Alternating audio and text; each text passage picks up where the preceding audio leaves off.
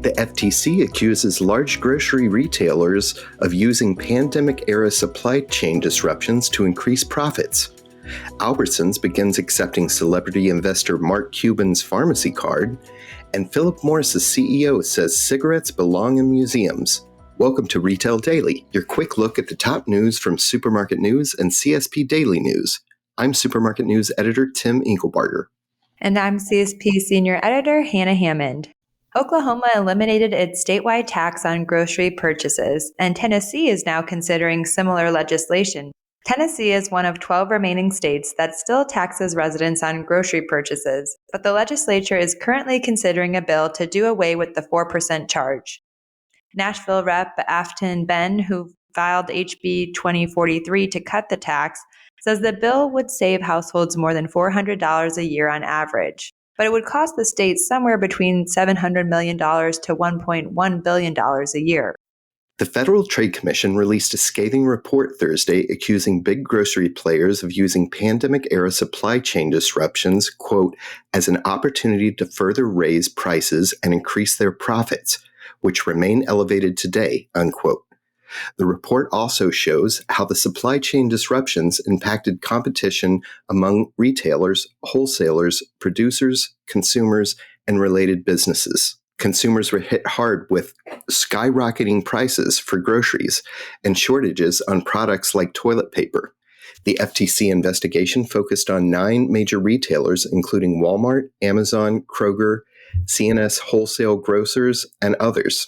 An investigation by the U.S. Department of Labor's Wage and Hour Division found that Fast Trip Sacramento, Inc., the operator of a Fast Trip convenience store in Sacramento, California, failed to pay federal minimum wage and overtime rates to 7 employees for hours over 40 in a work week, in violation of the Fair Labor Standards Act. After learning of the investigation, the employer attempted to interfere by instructing employees not to speak with investigators. The company also offered bribes, requiring employees to sign blank time cards that the employer later backdated and falsified, and tried to retaliate and intimidate employees by threatening to report their immigration status and by visiting or calling family or friends, according to the department. A consent judgment orders Fast Trip Sacramento to pay about $57,000 in minimum wage and overtime, an equal amount in liquidated damages, and $17,500 in compensatory damages to 7 workers. The U.S. District Court for the Eastern District of California also ordered Fast Trip to pay nearly $5,000 in civil penalties.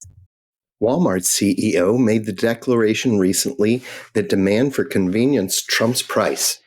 At the National Retail Federation's 4th annual State of Retail and the Consumer discussion this week, Walmart U.S. President and CEO John Furner said that retailers that find ways to help consumers save time and take friction out of their lives are likely to enjoy success in the year ahead, despite the ongoing inflationary pressure that consumers feel in some categories.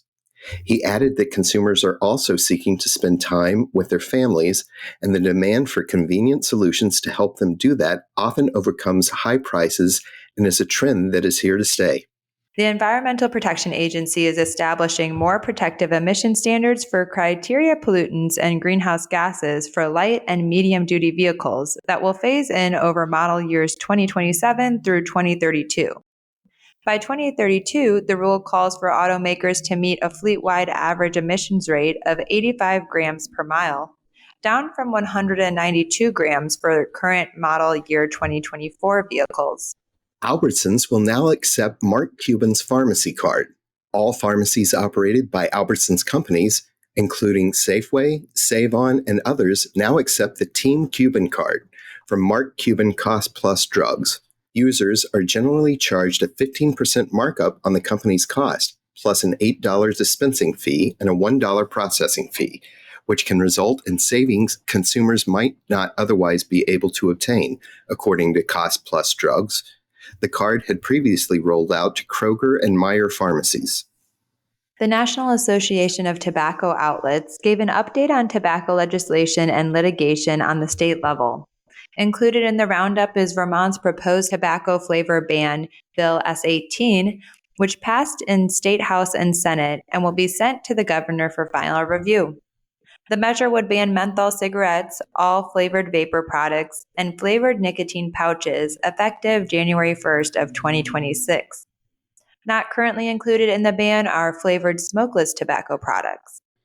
Cigarettes belong in museums, said Jacek Olczek, CEO of Philip Morris International, PMI, and the tobacco company's recently released white paper. PMI, which sells cigarettes outside the United States under brands like Parliament, Virginia S, and L&M, said that PMI has transformed its entire business model over the past decade, shifting its focus away from cigarettes and toward developing and responsibly commercializing smoke-free products. Weigel's name, image, and likeness, or NIL partnerships with the University of Tennessee athletes have allowed it to launch a series of loyalty offers that have boosted the convenience store chain's community engagement and social media presence. The Knoxville, Tennessee-based C-store chain partnered with Christian Moore, who plays baseball, softball player Carolyn Pickens, basketball player Zakai Ziegler, and women's basketball player Tess Darby. Weigel's customers can redeem a free 24-ounce Coke when Moore hits a home run or when Pickens strikes out 6 opposing hitters in a game. And when Zakai Ziegler or Tess Darby hit 3 three-pointers in a game, customers can take 20 cents off a gallon of gas when buying Gatorade. And that'll do it for today's episode of Retail Daily. Subscribe on Apple Podcasts, Spotify, and more for your daily dose of retail news.